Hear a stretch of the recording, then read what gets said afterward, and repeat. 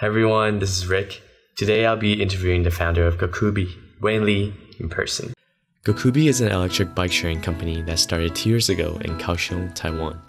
Its goal is to help combat air pollution in Kaohsiung while providing people with a convenient way of transportation that is much like the cloud which the Chinese legendary monkey Goku summons and rides at will. Prior to starting Gokube, Wayne has also founded a gaming company, as well as joined Blizzard and Riot Games in Taiwan as the managing director and general manager, respectively. Hi Wayne, to start us off, can you tell us a little bit about yourself as well as your company, Gokube? Sure. I guess I have a relatively long story because I've been working for a long time. But I guess I'll start with my consulting days. So I think when I first started working after my MBA, I focused on solving problems. And a lot of the focus was on really figuring out how to best solve some of the more difficult situations. And after I've done that for about 6 years, I decided to settle down a little bit more. And then I came back to the US, and then I took on a little bit more interesting but different kind of challenge. And the work back then was really focused on turning around the company. And so after about 2.5 years of doing that, we successfully turned around the company and we sold it. And then, interestingly enough, I started a very different kind of industry. It was gaming. And so I always loved playing games, but never thought about that as a career.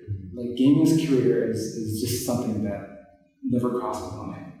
And I thought, I remember when I spoke to the COO of Blizzard, and he was trying to kind of convince me to join them. And then what he shared with me was, it's actually not too different from other jobs, but it is definitely a better option for people who love to play games. So I thought, okay, why don't I give it a try? So then I took on the role for managing the region for Blizzard Games out here in Taiwan and Hong Kong. And I've done that for about 3.5 years. It's some of the most interesting, actually some of the best memories. And then after about 3.5 years, an opportunity came up. I decided to start my own company, including game development. I had 2 different game development studios in Shanghai. One's more focused on mobile games. The other one is more focused on cross-platform games. And so we did that for about 3 years. But I would say it's a really good learning experience as well. We made a lot of mistakes. I would say that it was rough initially, and we ended up doing well, but it was not smooth sailing from the beginning. It was pretty difficult.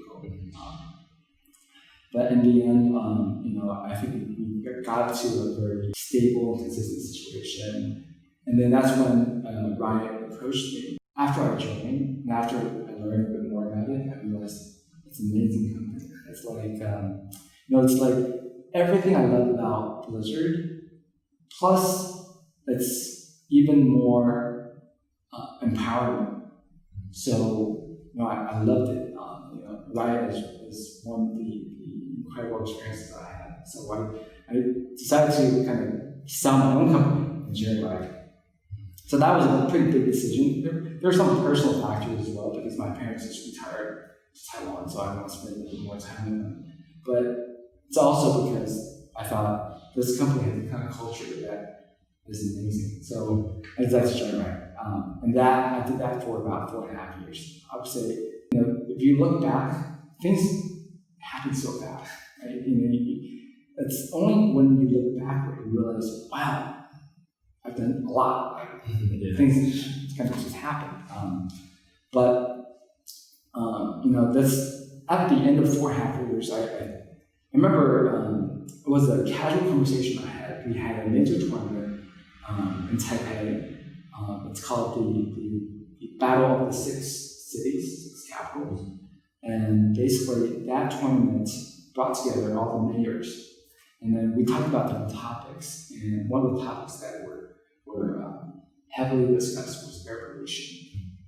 And I remember basically all the mayors had their ideas as to how they can improve and actually solve the air pollution problem. And one of the key focus is the fact that about 1/3 of the pollution in Taiwan was caused by moving vehicles. And of the moving vehicles, the motorcycle is actually one of the major causes, probably the major cause. So if we can actually help people to switch from gas guzzlers to electric motorcycles, we can actually improve the air quality by a lot. And so that was the focus of our conversation. And they said, they're trying to promote electric vehicles, but what's happening back then was the pricing, even with subsidy, was so high, a lot of people couldn't afford it.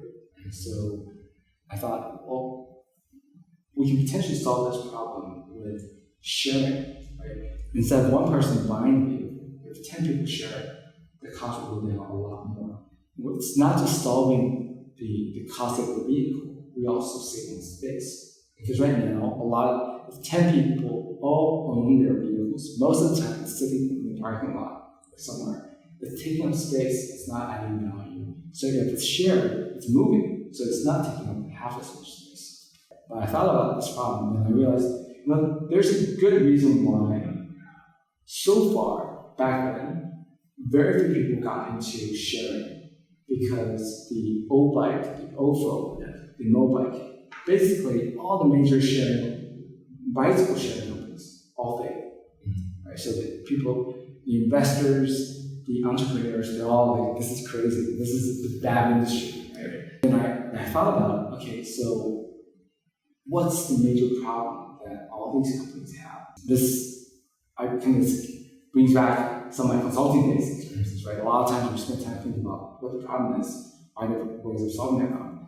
And I realized really it came down to three main issues. The first issue is what I call supply and demand issue. And second issue is a little bit more theft, damage. And then the third issue is simply collecting money from the consumers usually doesn't pay enough for people to sustain this economy. So I thought, there are potentially ways in which we can solve all three problems in ways that nobody has done before.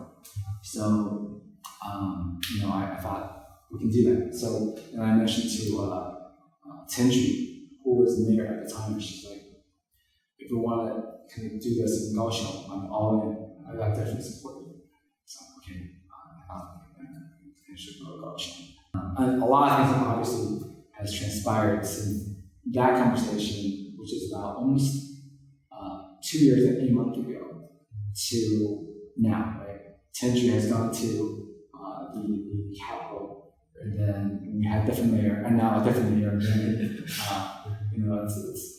I went through like 4 generations of mayors within 2.5 years. That's it. So it's probably in terms that very few have it. But the good thing is, I would say in general, the people in Kaohsiung are supportive of a greener form of transportation. So I would say the reception we had is actually overwhelmingly positive.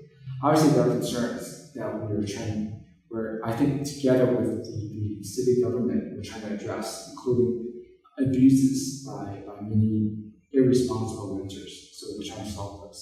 But overall, I would say the response has been very positive. Then this kind of takes me to beginning this company. When we first began, we started out in a coffee shop in Taipei. So it was 4 of us. We pretty much work in the coffee shop. We order coffee, we talk, we kind of work together. And one of the first thing we worked on, obviously, is the framework, how we can get this working. But right now, there are quite a few competitors. Right now, there's GoShare, there's iRent. Back then, when we first got started, there's only one company that's just beginning to work on it. And it's Wemo back then. And I remember thinking, there's a lot of things that the same 3 problems I mentioned, Wemo didn't really address. So I thought, oh, well, we can do something very different. So we kind of talked about how we're going to do things differently. And then one of the things that I always thought about is kind of marrying some of the past experiences I had with this new direction, new company. And that kind of the first thing came up was naming the company. And one of the things that I always had passion for was Dragon Ball. So Dragon Ball Z, interesting enough, is based on the Chinese mythology anyway. And in the Chinese mythology, the main character in Dragon Ball Z is Goku. And in the Chinese mythology, Goku actually travels on a cloud. And the cloud is whenever he wants it, he summons it. And when he doesn't want it, he goes away. This is perfect analogy to what sharing is, right? So when you want it, you ask it, and it comes over, you can get on it, and then you kind of go where you want to go, and then you just say, okay, I'm done, it goes away. And the other thing that's cool about it is cloud is actually pretty eco-friendly, right? So eco-friendly, green. So I thought, okay, so Goku, I definitely want to go with Goku. And then I thought, be Goku, be like Goku. But be Goku is take it. So I take it. Goku be. So that's how we actually came up with the company name. And the first team of people that we kind of got together, pretty much all were gaming veterans. They all love the Dragon Ball Z. They all love games. Most of them came from EA. So they all had a passion for how we can actually turn this company, which initially focuses on transportation, into beyond transportation, into a fun experience. Right? So, because when people think about sharing, usually people think about just going from point A to point B. But one of the things that we intend to do differently is we want to make that a fun experience. So that's kind of like, it's a very long story, but basically it's a snapshot of where I've been, as well as where the company came from. No, that's awesome. And so you briefly mentioned about like the 3 problems that you identified from past companies like O-Bike. And one of them that I personally found was like, if you walk down the streets before, you would see O-Bikes littered across the streets, right? So can you talk to me a little bit about like how do you avoid these problems in that? So I think we have technology advances on our side. One of the key ones is actually with electric motorcycle, we can potentially install GPS on the vehicles. So we can have tracking devices that's actually monitoring exactly where the bike is at all times. That's very important because that's prevents you from loss and theft. But at the same time, the challenge sometimes is people actually steal it by unplugging some of these devices, or they would damage the bike itself. Right? So we actually solve this in 3 ways. First thing we do is actually design an alarm system onto the bike. So when people actually move the bike when it's not in rental, it triggers the alarm. The sound and everything would actually prevent the thief from continuing to do bad things. It's not because the alarm is scary, but because they're afraid of people going to look at it now. So I better run away. And so we found that's one approach that kind of reduce the theft as well as damage. Second thing we've done is actually we have what I call smart monitoring system. So on our bikes, we actually have a sensor as well as a device that's basically tracking the status of the bike. Is it on? Is it off? Is it moving? Is it not? Is it a alarm trigger? Or somebody unplugging our device? So all these are signals that's getting sent back to our server. So our server is constantly monitoring. When something odd is happening, we'll have the server backend that's actually kind of making an intelligent decision as to whether or not to notify our staff. I'll give you an example. In the middle of the day, it's very, very common for people to move your bike in order to kind of put your bike in. Right? This happens all the time in Kaohsiung. It happens everywhere in Taiwan. And so we don't want to trigger too many alarms. We don't want to send out our staff just for that, because that's going to happen. Because then they'll be doing fool's errands for no good reason. So our AI is actually judging the time of the day as well as the frequency of the trigger. So if the trigger is nonstop for 2 minutes, even middle of the day, it's something weird is happening. But it's middle of the night, all it takes is probably 2 triggers. Then we'll send something out, because it's very, very likely somebody will be moving your bike twice at 3 a.m. in the morning. This is unusual. So we would actually see. And the third thing I would say that we're doing to help reduce this kind of situation is actually we leverage our own users. So we have a system that encourages and actually even reward users to help monitor our bikes, move our bikes to the right location, as well as report bad usage. And so we think leveraging the community's power, we can actually further reduce that kind of risk. So those 3 things we're doing, I think, are very different from anyone else out there. And where would you say you are right now along your startup journey? So are you still constantly worried about the survival of your company? So actually, it's a very good question. I would say, even today, if you look around, almost 90+% of sharing companies are still money losing. That's fact. And so we are one of the very few companies that's actually, we're profitable on an EBITDA basis. So what that means is we're no longer cash flow. So even if starting today I get 0 funding from any investors, we can still last. We can still survive.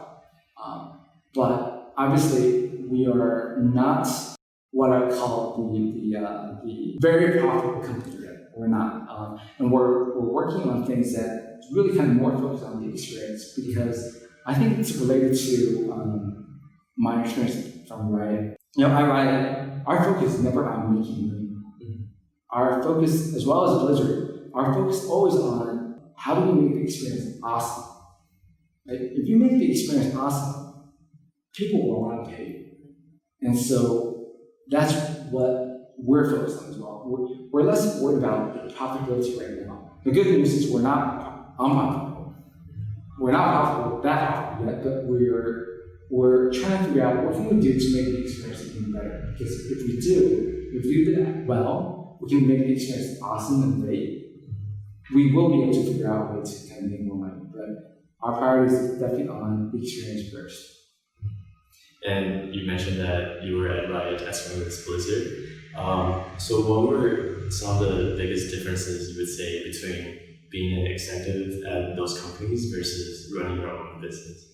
Yeah, actually, it's actually quite interesting, because with a lot of the large corporations, both Blizzard as well as Riot later days, we're large enough that the priority is never figuring out where to get the money, because we have the money. The priority is more on, is this worth doing? Is this ROI justified? Right? Is this money well spent? So as long as the money is well spent, you can spend as much money as you want. Well, with the startup, that's impossible. Unfortunately, we don't have that. So the consideration is changed from, is it worth doing? Is it affordable first? If it's affordable, then let's look at whether it is not worth doing. Because if it's not affordable, it doesn't matter how worth doing it is. We don't have the money for it. Right? So it's definitely it's a slightly different situation. But that is one of the key things that we have to kind of adjust to. And second thing I think I've learned along the way, well, the good thing is I've started at a different company before, so I have some experience. But obviously, it's a slightly different experience when you're in gaming versus you're in a transportation mode, because there are a lot of safety concerns that we have to kind of think through when it comes to transportation. That on gaming, worst case scenario, we'll just pay the user back. It's not a big deal. But in transportation, it's a lot worse. Things can be a lot worse than that. So we gotta take that into consideration. And so, what would you say was the most challenging moment for you so far in starting your own business? The most challenging moment, I would say, it's also the most fun moment. It's when we first got started. I remember when I first got started, both trying to convince investors as well as convince really talented people to join, because neither party actually believed in sharing. Because there are just too many failed examples, and most of them failed, right? So if I were an investor, I would be worried too, because it's like proven dead. Right? Why take a risk when you got other things you can invest in? And with really talented employees and team members, they're thinking the same thing. I can use my talent anywhere. This is super risky, and I'm not sure about the reward either. Right? So that was initially the hardest, because I got really convinced them that, hey, look, just because they failed doesn't mean we will fail.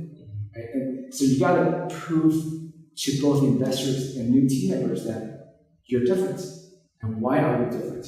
Right? And so that was probably some of the most challenging times, because sometimes I ask myself, like, do I believe it?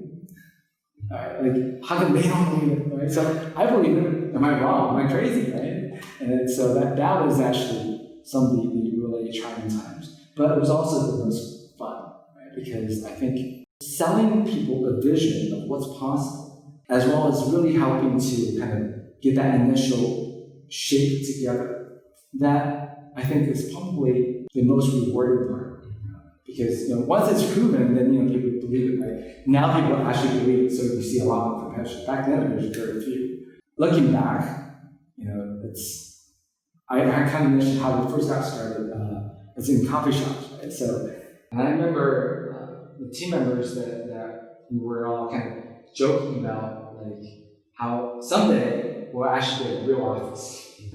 We're still progressing, but I would say those are some of the best memories too. Even though they're difficult, but some of the best memories. That's awesome. And before we end, I also have some questions from my audience. So the first one is, how did you come up with your pricing strategy, and how do you manage to keep the price so low? Yeah, so actually, pricing strategy is one of the things that I spent a lot of time thinking about, because most people, when they think about pricing, they think about how do they need to price it in order to be profitable? I think that's basic. We thought about it differently, partially because of my Riot and Blizzard experiences. We thought about it from a user perspective. We thought about what can we do to encourage people to really use it. Because in order for us to really be game changing, we need to get people to use it. It's not about making money, because like I mentioned before, I would say, if I just want to make money, I won't get into this industry. This is not a good industry to get in if I just want to make money. Like even today, I say, I put a positive, but if we consider the depreciation as well as the cost of purchasing vehicles, we're still money losing, right? So this is not the right industry to be in, and we just make money. So if we wanted to lose money, what we want to do is actually make the experience awesome, and we want to change people's experience and change people's behavior. We need to price it low. But it's not just about pricing it low, but it's also about pricing it low for the right type of users. Interesting enough, if you look at the cost of operating this business, they're, in the long run, each company, all the companies, Wemo, Shippo, they'll spend more money operating than the cost of purchasing the vehicle. And the major cost of operations actually is the maintenance as well as the battery swap. But those costs are actually primarily driven by usage. So then I thought about, so a user, I rent it for 20 minutes, 30 minutes on some of our competitors, right? They'll be charged 30 minutes usage times the base rate, even if I just sit there. it's 30 minutes. They're paid the same rate as somebody who's speeding along the road somewhere else for 30 minutes. But the cost is actually totally different.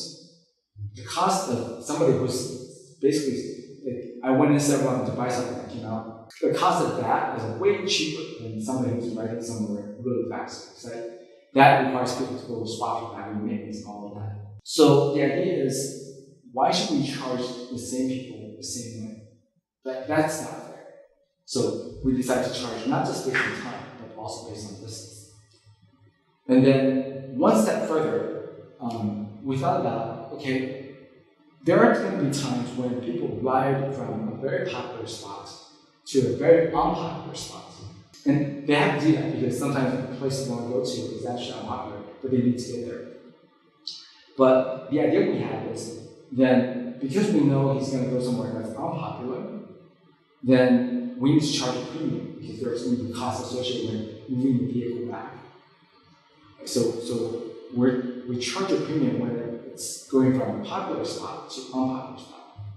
But then we have a way of making that more economical for people who are doing the right behavior. People who are willing to move the bike from unpopular spots to popular spots, because we know that will get eventually away. So we even have, not only is our pricing strategy different for that, so we're going to actually price that lower. We also have what I call a quest to help people to say, hey, you know what, if you're willing to ride this bike from this location to a different location free, you don't even have to pay. Right? So this really encourages people to say, you know what, hey, it's not where I wanted to go initially, but hey, I can do that. I just ride it. So the idea is really changing people's behavior to kind of do this kind of shift. So yes, we are able to keep the price low, primarily because our focus is really on the user experience. But it's also true that we're doing two other things that we think will change people's behavior. One of which is actually kind of pricing based on the cost itself to us, as well as secondarily, pricing based on incentive for people to behave in a way that's more consistent with value driven. So moving from unpopular spot to popular spots is something we want to encourage and price accordingly. And do you have any plans for expansion into the other cities and stuff like that? Yeah, so I guess I can use this opportunity for a shout out. So we are definitely looking to expand. On top of us expanding ourselves, we're also looking for partners. Anyone who's actually really passionate about this industry and who have the resources to expand into other cities, definitely feel free to contact me. We have it's almost like a joint venture. So if there are partners or people who are interested in expanding into Huadong, for example, the Hualien area, the Taiwan area, and that's an area that we're not in, then what we can do is actually work with them to provide them all the system, all the support, but they'll be running their own business. It's their own business. It's like a franchise, right? So we're looking for a franchise partner as well as our own team member partners. So people who are passionate about what we're doing, are interested in joining us, definitely apply. We always have openings. So yeah, that's awesome. And when you're starting something from zero, from nothing, is there any preparations to be made, whether that be mentally or technically? I think probably a lot more mentally than technically. I would say the cool thing about today's youth is they're much more passion and ideal driven than I think our older generation. Our parents tend to be very practical. And when you're very pragmatic, you will not choose this career because entrepreneurship is not for people who just want to make a steady living because it's unpredictable. You may lose everything. But I think for people who are passionate, who are idealistic, this is the right industry. This is the right kind of work. And the encouragement I would actually provide to them is make sure, on top of thinking about the good things, be prepared to suffer the worst. Right? I think a lot of people think, if you do a startup, you're gonna, yes, it's gonna be hard, but you're gonna be successful. But the truth is, most startups, even if the owners try really hard, do not succeed. Right? are you able to handle the worst situation, which is still actually doesn't work, right? So I think being mentally prepared for the worst is something that's important. But obviously, I think, do you have the tenacity and perseverance to say, you know what, even if the going gets tough, I can still handle it. They say when it gets tough, tough gets going, right? But I would say, it's not that corny, but really it will be hard, right? If you have the personality of going with the flow, and if you have the personality of just doing what you're told, this is not the right work for you. But if you think you're the type that's really kind of willing to roll up your sleeves, get things done, no matter what, this is a good choice. So my encouragement, my words of advice is really kind of take an honest look at yourself. Do you have the kind of personality that really is right for entrepreneurship? And there's nothing wrong with wanting to do something that's great, but maybe you can actually join that team as opposed to kind of starting from scratch. And that's kind of related to my last question, which is, do you have any advice for someone like me who's still a student, but I'm interested in entrepreneurship and may want to start something on my own in the future? Yeah, definitely. I would say, if you look at some of the most successful business people today, some of the ones that come to mind, Bill Gates, Mark Zuckerberg, they're a good example of people who never finish. But actually, most of the time, it's not like that good. That's true. Even Larry Ellison kind of finished. Right? So it's true that I would say if you're interested in starting a business, college education helps, but it's not critical. It's more, I would say, opportunity driven. Do you see the opportunity that's really unsolved? If you do, really kind of brainstorm with others. Are there reasons why nobody's touching it? Because the truth is, 99.9% of the good ideas out there, somebody has thought of it. Right? And if it's not done, chances are there's a good reason why nobody's doing it. So really kind of think through that. But if you really think you have the right idea, then I would say, go for it, no matter what point. Right? And yeah, so I would say the advice I have is, if you have the right opportunity, take it. But if you don't have the right opportunity right away, then join a startup, because you learn a lot from being, not just reading, because you can always read, but really when you're part of it, you learn something totally different. Right? So you learn how to kind of deal with some really difficult times, and you also learn how to kind of address a lot of the emotional ups and downs, because I think that's one of the most grueling part of being a part of a startup, because there are going to be times when you feel like, are we going to close tomorrow because it doesn't look that good, right? That's going to happen. And so are you able to kind of handle that kind of pressure? So I think if you don't have the right opportunity, join a startup, because that's probably a better training than most other kind of work. And when I say startup, I don't mean helping out with your parents' shops. That's a very different kind of experience, because usually your parents are probably in the business that they've done for a long time. They know exactly how it works. They're simply your extra hand for them. That's good, but you don't learn as much. I would encourage to take the leap, join a startup that they think is working on a problem that I really believe in, even if it's not proven at this point. I think that's probably some of the best experience that you actually get. That's awesome. Well, that's it for today's interview. Thank you, Wayne, for taking the time to do this. No worries. Wish you the best of luck and stay safe. Thanks, Rick.